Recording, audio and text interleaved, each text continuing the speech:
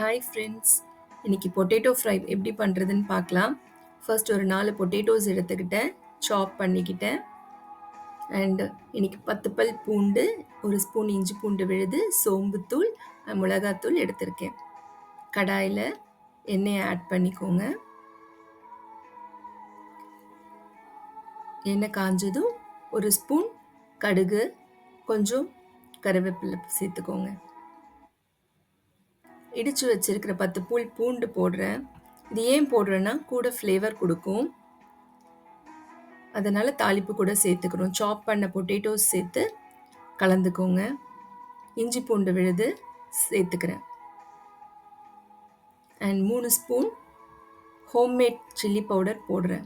உங்ககிட்ட இல்லைன்னா வெறும் 2 ஸ்பூன் சில்லி பவுடர், ஒரு 3 தனியாத்தூள் பவுடர் சேர்த்துக்கோங்க.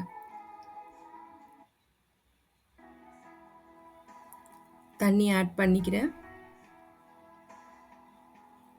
கூட கொஞ்சம் நீங்கள் மஞ்சள் தூள், பெருங்காயத்தூள் சேர்த்துக்கிட்டா இன்னுமே நல்லாயிருக்கும். ஸோ கலந்து விட்டுக்கிட்டேன். கொஞ்சம் உப்பை ஆட் பண்ணிக்கிறேன். கலந்துக்கிட்டேன். ஸோ ஒரு 10 to 15 மினிட்ஸ் வேக விடலாம். வெந்துடுச்சு.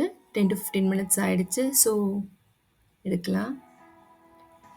நல்லா வெந்திருக்கு, அழகாக கிறிஸ்பியாக இருக்குது. ஸோ இறக்கி விடுறதுக்கு முன்னாடி சோம்புத்தூள் ஆட் பண்ணிக்கிறேன். ஏன்னா கூட ஃப்ளேவர் நல்லா கொடுக்கும், சாப்பிட்றதுக்கும் நல்லாயிருக்கும்.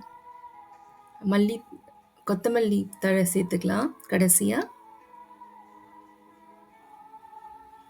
ஸோ கொத்தமல்லி தழை சேர்த்தாச்சு. கிறிஸ்பியான பொட்டேட்டோ ஃப்ரை ரெடி.